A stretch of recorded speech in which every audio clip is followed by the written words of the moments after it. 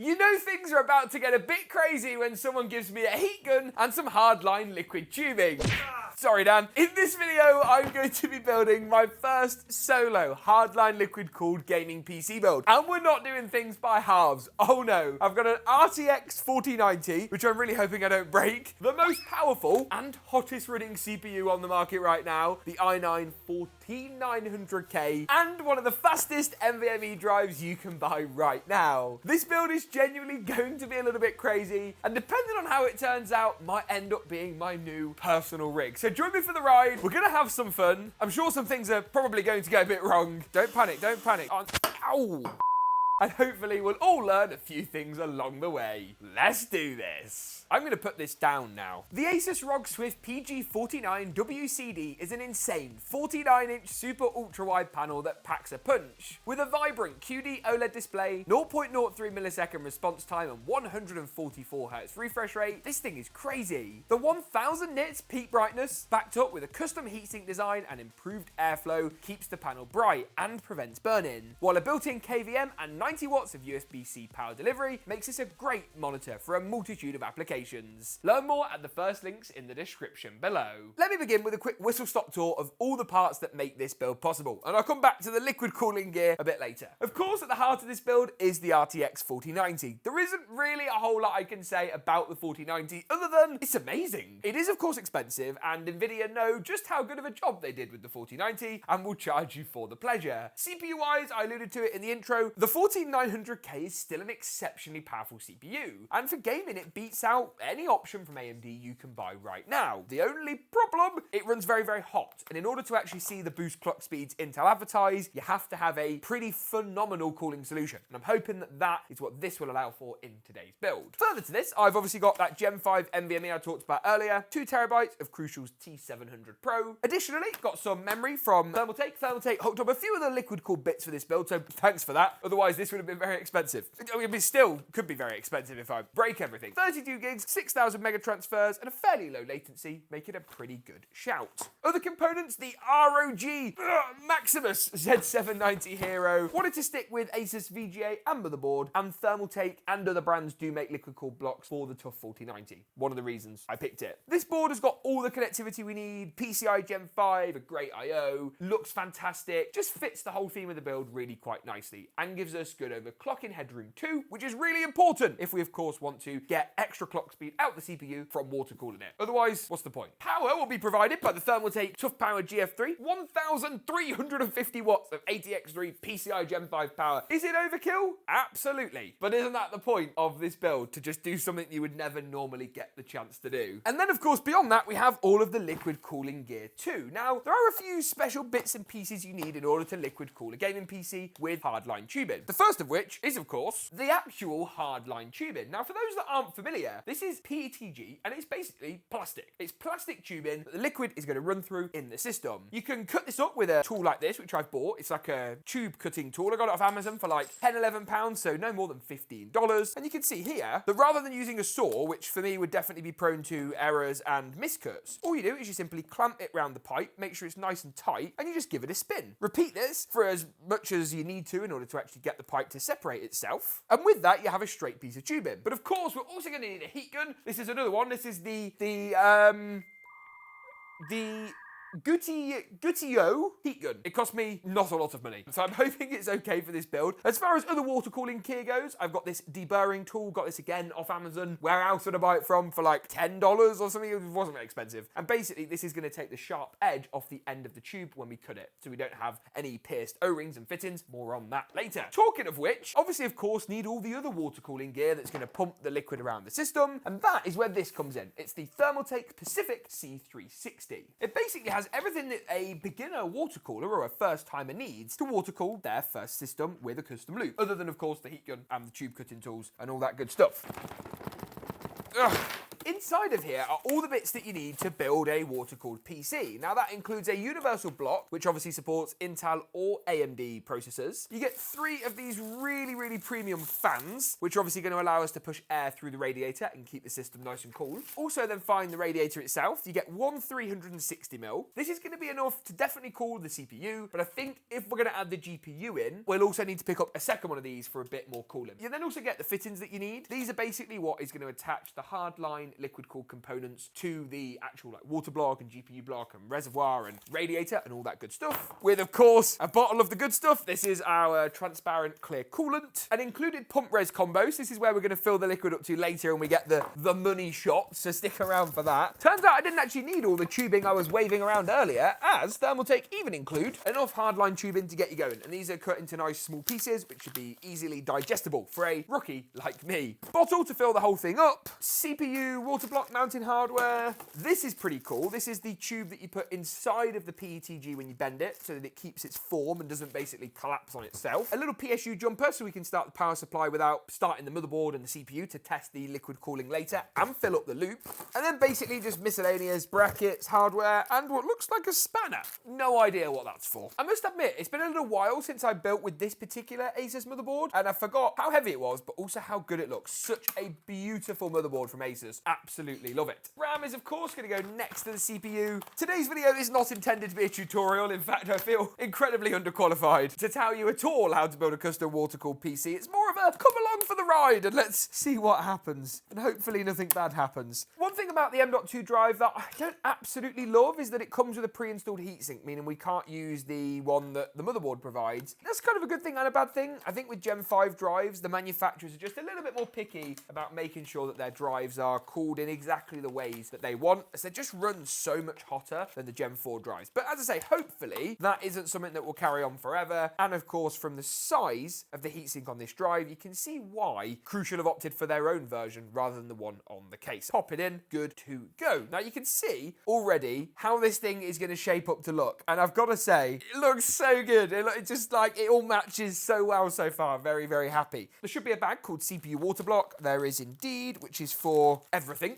And then inside of here, we should find some Intel mounting hardware. So we need number 5, number 7, and number 1, and number 4, and number 6. I've digested this a little bit, and I think what we need to do is push these through the back plate. Yes. Which essentially is working the same way as an all-in-one cooler. And then once they're through, although maybe a little more complicated, they should just slot through these holes on the rear of the motherboard. Yeah, that's looking good. Go on, last one. Good stuff. Then going to take bag number 6, and with these, I think we just pop them over the actual posts that are now poking through. Let me wind all of these down, and I'll be back with you in less than about half an hour. There's one down, 3 to go.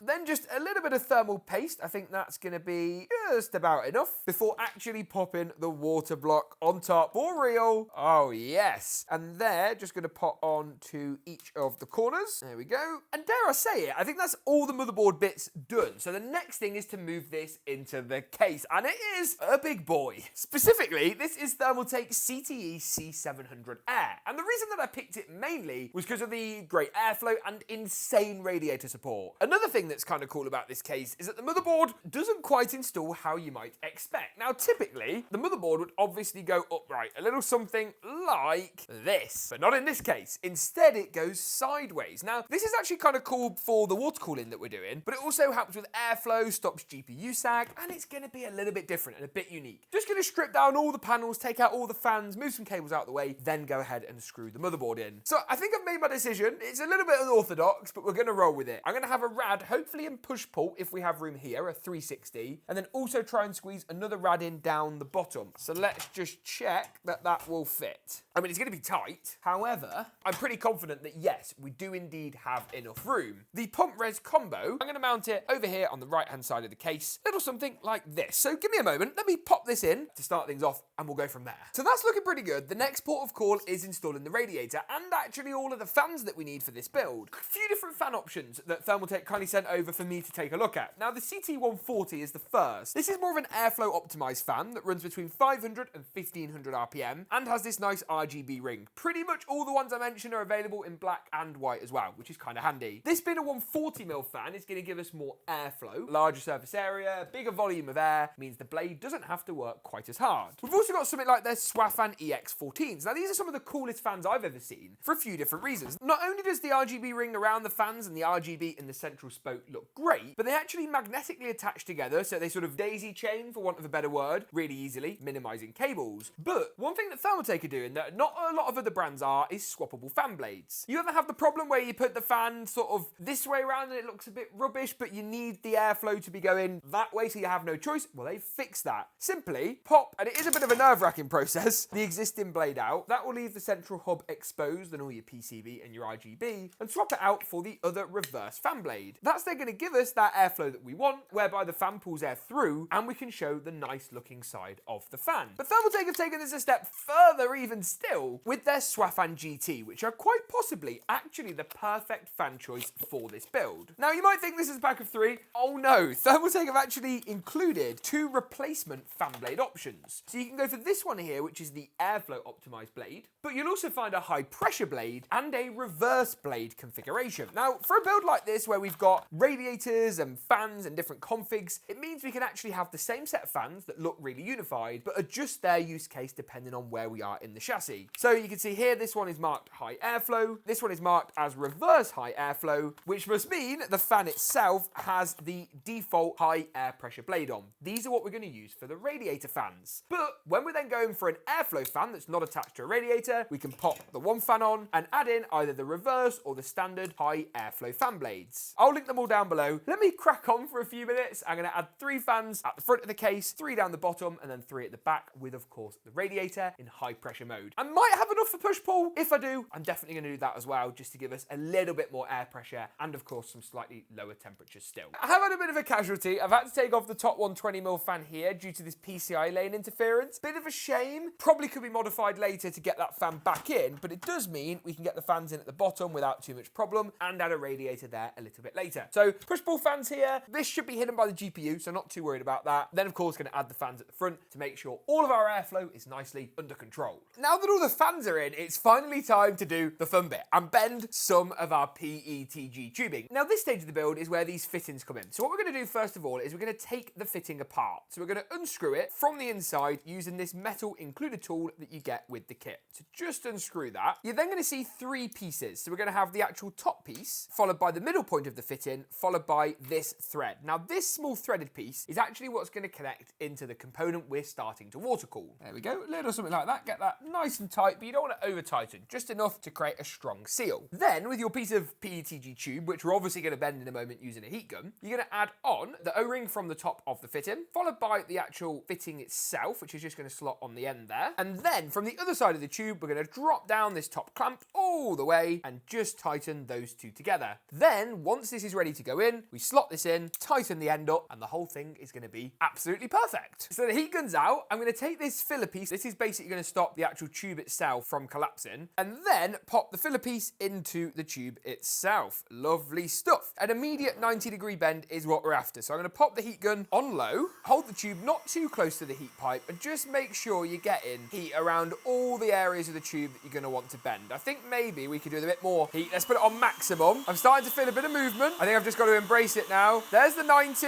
Is that straight? That was all very easy. I'm going to turn this off for a minute so we can actually hear ourselves think. Let me introduce to you my pipe cutting tool. Let's take enough off the tube so we can actually get it in the case and we can sort of see how it fits. At the moment, it's kind of hard to visualize where we are and aren't expecting to sit. So let's just take a little bit of length off the tube on both of the sides. As I say, you can do this with a saw, but I personally think this tube cutting tool is a much easier way and it gives us a slightly cleaner edge as well. Aha, there we go. Now I can pull the rubber insert out for a first bend. I don't want to, it's all downhill from here because that's gone really quite well. Let's now see where we're at. So you can see lengthwise, just a little bit too much still. Need to take off probably another couple of centimeters. It really is stronger than you would probably think it to be. So you don't have to worry too much about causing breakages or damages here particularly. And there we have it. Now, I said that before. I think this might be the one. I think that is indeed the one. And this is where my other tool comes into play, is we can't just go gun coat and put this in just yet. And that's because we need a deburrer to make these edges a bit less sharp. Take the deburring tool and just give it a couple of spins on the inside, couple of spins on the outside, just to soften up those edges a little bit. Repeat that for obviously all of the ends of the tube, or both ends of the tube, until you're happy that it's feeling pretty sharp. Then case of adding on all the bits for the fittings. So one minor burn later, and one tube in, it's time to do the next one. And I think I'm going to do the one coming out the radiator and into the CPU water block. Now it's going, there we go, 90-degree bend again. I think that's about right. This one's definitely not as good as the last one. So there we go, just keep applying the pressure. There we go, nice and straight. There we are, and we are good. Let's pull out the piece of molding tube.